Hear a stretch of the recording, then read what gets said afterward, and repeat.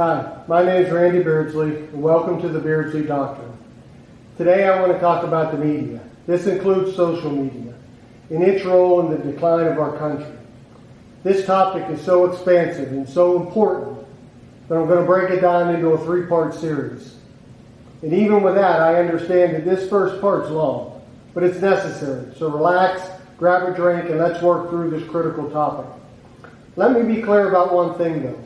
No meaningful progress can be made in our country unless we either restore integrity to the current sources of information that we use to make decisions for our family and our country, or till we create new sources of accurate information. Now let me start with a story. I was out the other night and I ran into a friend. The discussion started to turn political. My friend immediately told me he was on the other side of the political spectrum than I was. I paused for a second, but I told him there are no sides in the battle for our country.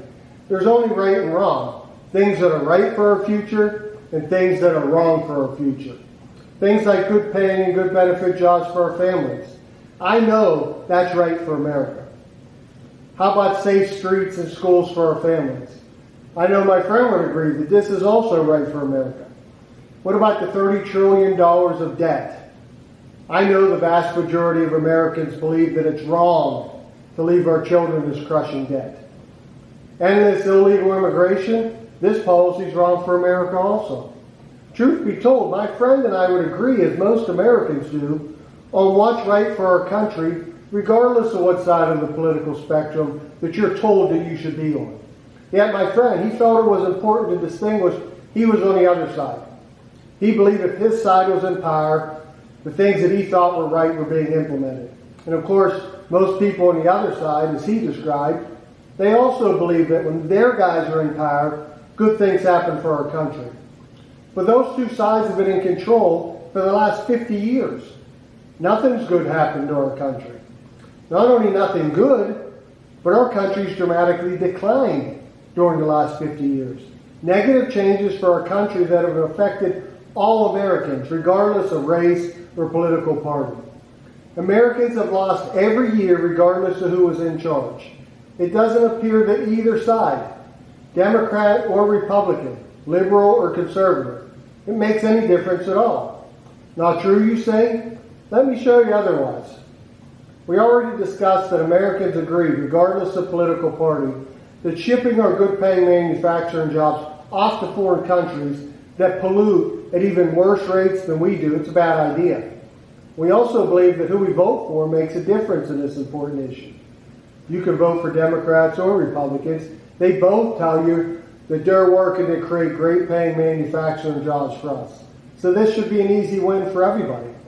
So I used the 50 years of failure graph on manufacturing jobs shown here.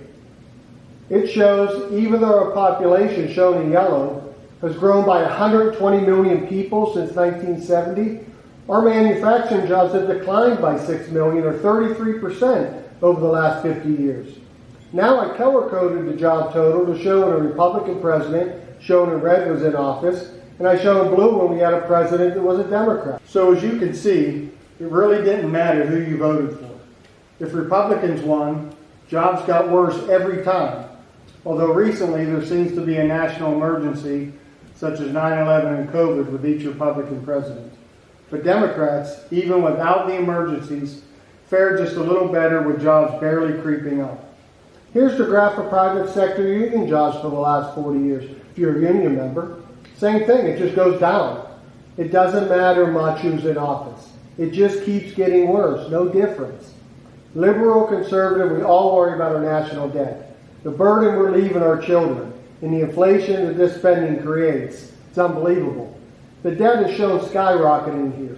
We believe our vote can make a meaningful difference for financial responsibility to lower our over $30 trillion of debt. But take a look at this when color-coded by party.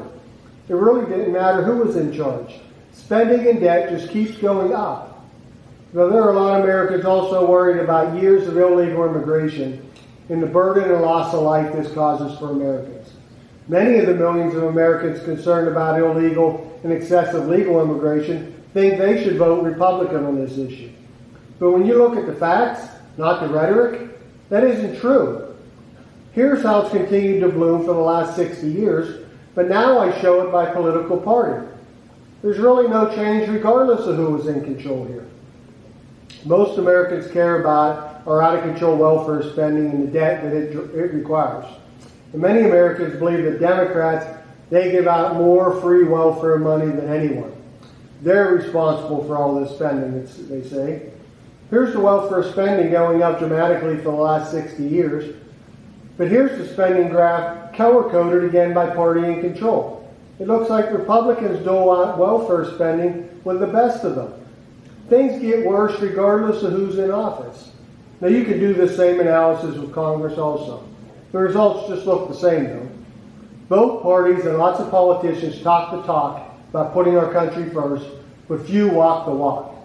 Yet people continue to get fooled into thinking their vote or what political party they elect affects the outcome. So much so they're fighting to vote in the same political parties and candidates to continue the same failed policies that we just looked at.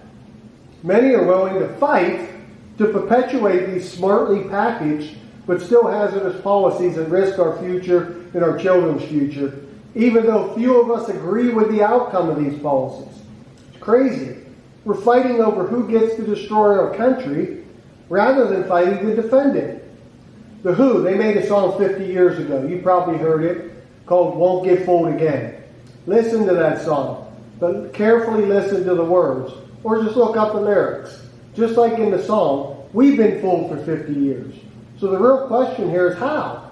How have so many Americans been fooled into thinking that their votes were changing the outcome for our country? How could so many Americans be convinced that their enemies are their neighbors? Why are so many Americans more concerned with fighting among ourselves in a race to the bottom than working together to improve our country? The answer, the media. Now, I think most people agree that the media has a liberal bias and they're huge promoters of the policies that are destroying our country. These guys support the worst solutions out there. But with few exceptions, mainstream conservative media, it isn't much better. And although conservative media, they may talk a better game, they also often promote division and other bad solutions and bad candidates that create similar failed outcomes. As a result, even though we have the appearance of choices, what we get are the same failed outcomes regardless of who we elect, because the media only promotes policies and candidates from both parties that are beneficial to their wealth and power, but detrimental to our future. You simply get the illusion of choice, while in reality you lose regardless of who you choose. Do we have any roulette players out there? If you ever played roulette, you know you can bet on black or red. One of those two wins 97% of the time, with the exception of green. But in the game that the media plays on you and me, we also get to pick for two colors, either red for Republicans or blue for Democrats. But unlike roulette, it doesn't matter what color you pick, because you lose every time, regardless of what color. We just proved that looking at the graphs. So let's talk about Article 6. We reject most media and the propaganda that they report in place of the truth. Almost every news story is a carefully worded and convincing deception designed to manipulate emotions and to separate its listeners and viewers from the truth.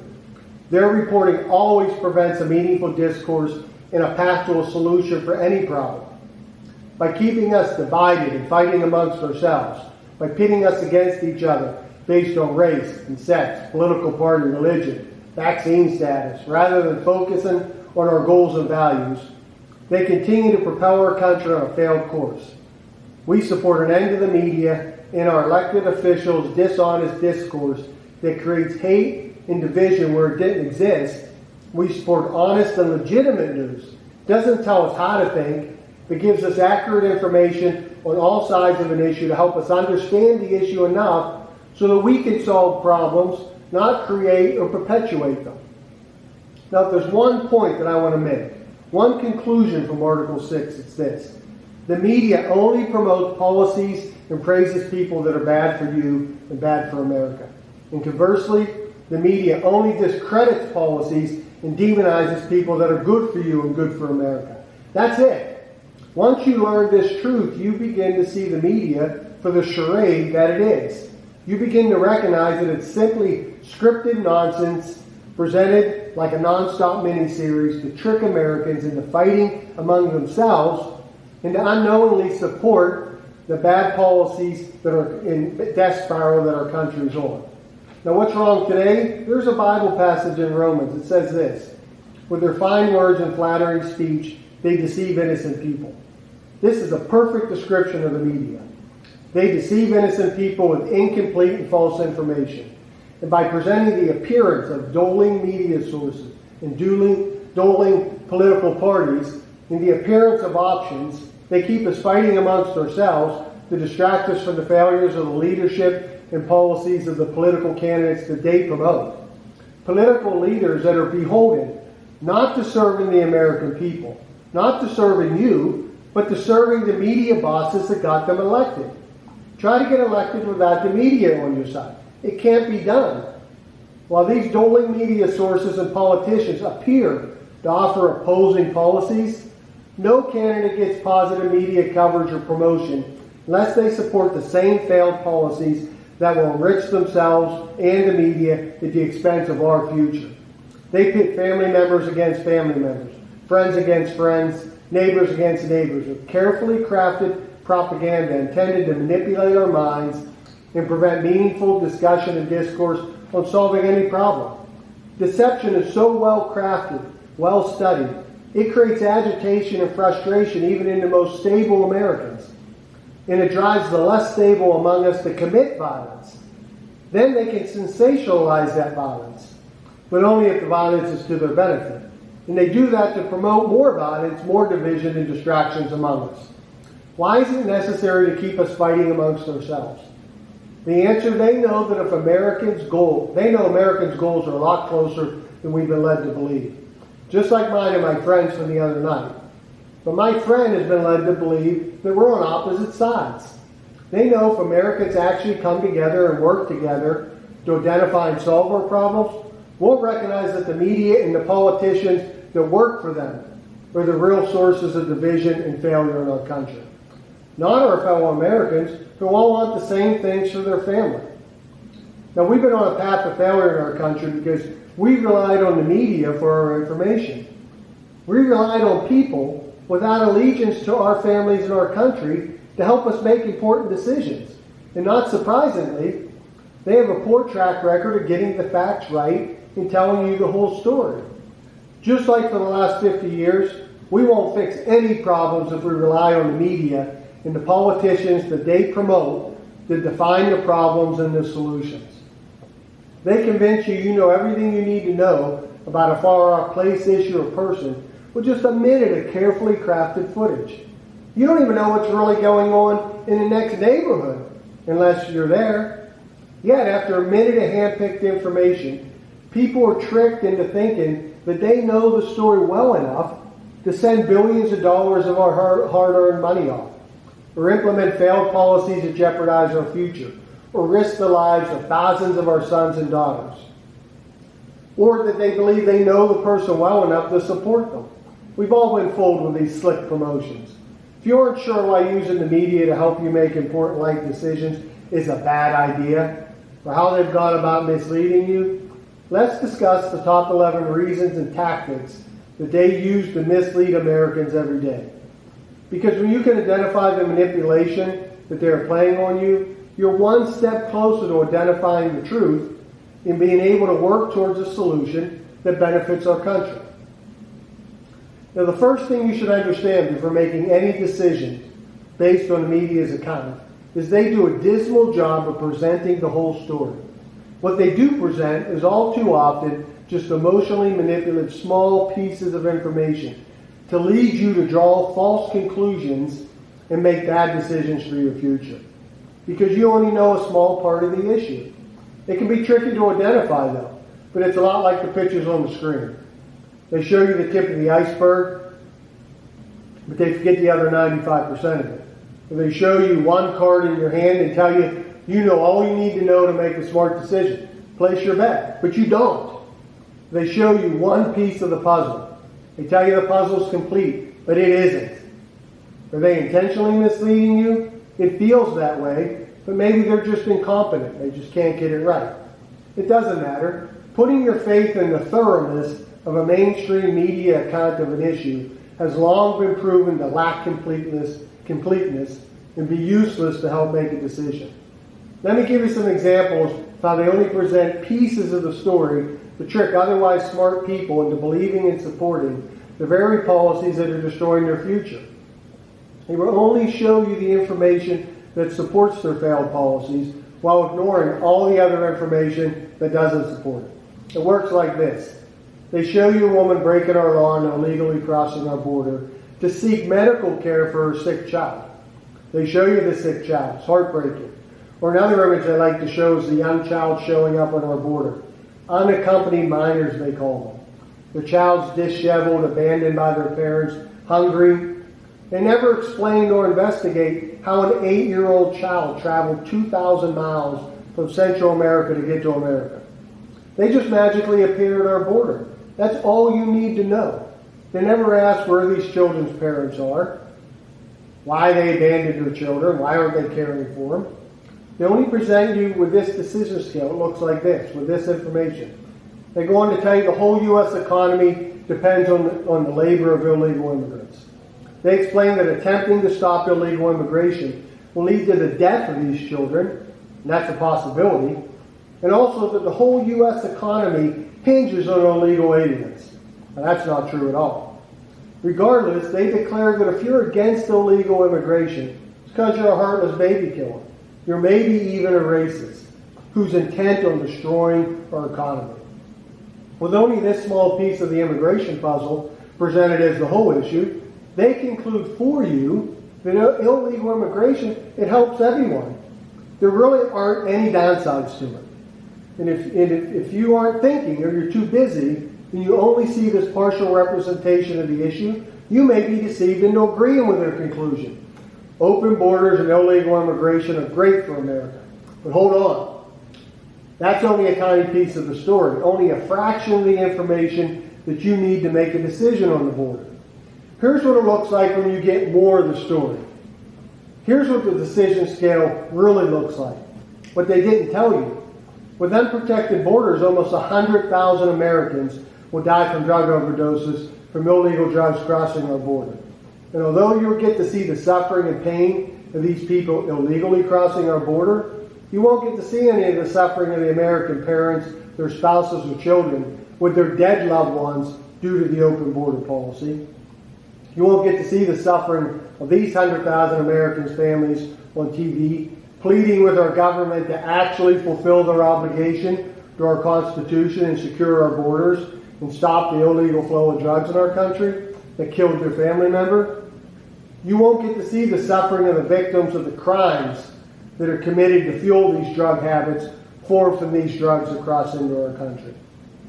Nor will they tell you or show you the victims of human smuggling that this policy enables. Nor will they show you the crimes or the victims of these crimes that are committed by people here illegally in our country.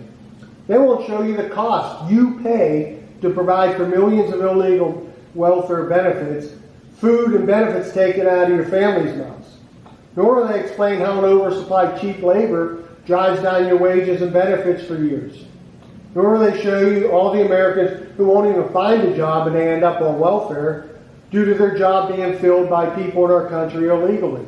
You won't see any of this, because if you did, and you knew the whole story, would you still be willing to trade hundreds of thousands of American lives and thousands of new victims of crime in our country, your standard of living, jobs, and billions of dollars to leave our borders open?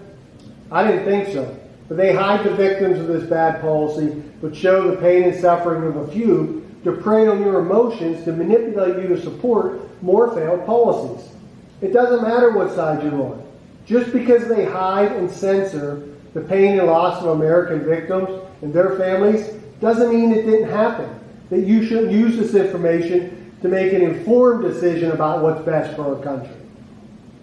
Now, our endless war policy is another good example, and Ukraine is just the latest chapter in this book.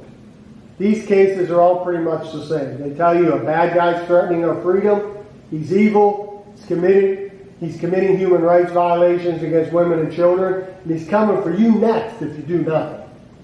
Then all you get to see are a few minutes of carefully edited footage. You never see the history of the conflict, never see the bad guy side of the story, never hear any side's grievances. You don't know if anything they told you is true because you aren't there. And you never heard an objective discussion on the conflict so you can decide who's actually the good guy. It's all decided for you. In this case, Ukraine's the good guy, Russia's the bad guy.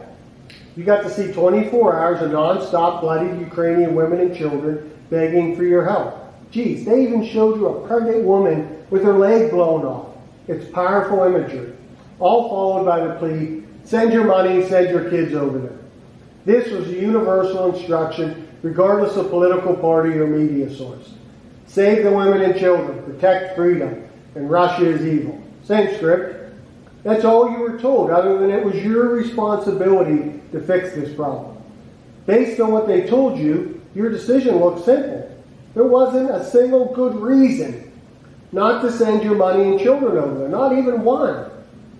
What makes this situation even worse is it's our government's foreign policy decisions made without your consent but funded by your hard work, that directly contributed to this crisis and created this pain and suffering in the first place. We can't help end the war without sending our money and children over there, but we'll never see those options. Instead, they show you one piece of the puzzle. They tell you the puzzle's complete, but it's not. Here's what the whole story looks like on all these endless war cons. This is the real information you need to make a decision. What they don't show you is what happens to our sons and daughters when they go off to fight in these countries that have no strategic advantage for Americans. Just in the last 20 years, over 5,000 Americans killed in horrific violence. If you never saw our dead American soldiers on TV with missing body parts so you can understand the horrors they face, you saw plenty of Ukrainian mothers on TV pleading for your help, though. But has the media given a fraction of that airtime to the parents, spouses, and children of our dead American soldiers? They let them plead for help to end our worldwide endless war strategy? I haven't seen it. Even though in just the last 20 years we've had 50,000 casualties, many of them with legs blown off, arms blown off, lives changed forever. You never saw them suffering on TV. What about the 5,000 active duty or retired troops that kill themselves every year? Many due to the horrendous emotional toll that these wars have taken on them. Have you got to see the challenges that these families face? Have you seen their mental health issues due to this horrific things they went through? Have you seen the heartache due to the breakdown of so many families when spouses and parents weren't there to support their families due to nonstop combat tours? Or they were just unable to support them upon return due to the harm they endured? How about the financial costs that you have to pay for these wars with no benefit to America? How about just an objective look at the roots of the conflict, the solutions presented that don't include the sacrifice of your children and your money? Is there a chance of a nuclear war or a serious escalation? Did we consider that? Nah, I didn't think so. Why? Because if you knew the whole story, if you knew what you had to sacrifice without even the certainty that we're supporting the right side, it becomes an easy decision. Just look at the scale. Americans would say no to it immediately. So all the other reasons are hidden from your sight. The things that they don't show you are the things you have to consider before you vote to send your children or someone else's off to fight the conflict. But you won't get to see these considerations. Instead, you'll get to see emotionally manipulative footage intended to convince you to march your kids off to another war to get killed or maimed to maintain our endless war strategy. But I hope you don't fall for it again. They aren't telling you the whole story. They're showing you real pain and suffering, but just the tip of the iceberg. They're leaving out the other 95% of the iceberg. All the other facts and all the pain and suffering that fellow Americans have to bear. The other 95% of the iceberg, if you don't know it's there because they conveniently didn't tell you about it, it's going to sink your future like it sunk so many other Americans' futures, just like it sunk the Titanic. You can't make good decisions with only 5% of the facts. And that's what you get with the media.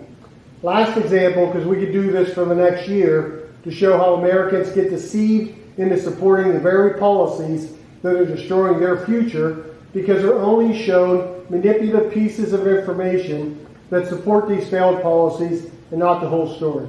And when it comes to policing, the media can't wait to handpick a few seconds of arrest footage that doesn't even represent the whole event and sensationalize it as a supposed police brutality case. Police are racist and they murder and kill people every day just because, they say. Innocent men, they're walking down the street, officers go up, they bang, they shoot you. It's that simple. It's so carefully scripted that people actually believe it. You should fear the police, they say. And while there's an occasional officer that may go too far, it's a rarity among the millions of encounters that officers have with Americans every year. Regardless of the minute risk of one of these encounters, when one does happen, they'll create a huge story, promote hate and violence among Americans, incite and justify riots, and present endless coverage of suffering parents and family members. Again, this is real suffering by the parents of those involved. But sadly, they use the grief of these family members to promote hatred and division in our country that will just create more grief, more failed outcomes, and more division rather than solutions. The coverage is only intended to divide us. They'll insist we defund the police, stop policing, provide criminals with more rights while limiting our officers' ability to defend themselves, and make it harder for our officers to go home to their families. Police officers are dangerous assailants is the one thing that you're shown. It's the only little tiny piece of information you're given to make a decision. It looks like this. Nothing good about the police. The outcome should be obvious to you. Police are evil. They should be defunded. But before you make a rash conclusion, there are multiple important pieces of information that they didn't tell you. You only got to see one little sliver of the cake, but you got to have the rest of it. This is what the whole story looks like. This is what they didn't tell you. Every year, according to the FBI, over 60,000 police officers are assaulted in the line of duty. Hundreds of our officers every day are themselves victims of criminal violence while on the job. Tens of thousands are injured each year protecting our communities, and over 50 die every year on the job. Now, maybe you'd never consider assaulting an officer, but over 60,000 officers are victims of violence from criminals. I won't even get into the divorce rates and suicides and substance abuse of our officers that comes with this high-stress job.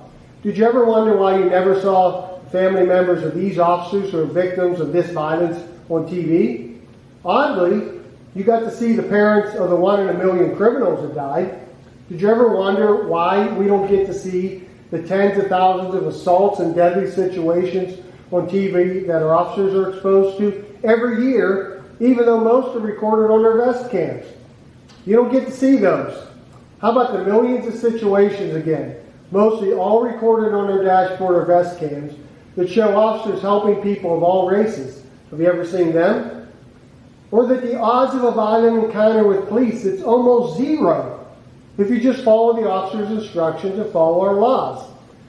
Now, maybe if you saw the complete picture of what our officers go through every day, if you knew the violence that our officers are exposed to, you'd have a much better understanding of why sometimes it's necessary for officers to aggressively apprehend criminals to protect themselves and our community. And that sometimes this proactive action, it can hurt criminals who are fighting back instead of following instructions in our laws. If you knew of or saw the rest of the story, you may not be so quick to fall for some of these misleading snippets of information intended to fan the fire of more violence rather than to calm it. They showed you the additional crime when this sensationalized reporting prevents officers from doing their job, the victims and families of this crime, and the death that Americans face when police stop policing neighborhoods due to these misleading claims that police are abusive and racist. It would become even more clear why the policies the media promotes on this issue help no one. Bottom line, when you watch the news, you only get pieces of information intended to mislead you to draw incorrect conclusions about the situation at hand. Doesn't matter what side you're on. If you only get the information that will mislead you to support bad policies with bad outcomes, because you don't know the whole story, we're destined to fail. Now this trick is repeated over and over again on almost everything you see or hear in the media. If you aren't paying attention, you may be misled into making a decision without all the facts. Make sure you get the whole story, not just the pieces they want to show you. Now I'm going to stop here for part one.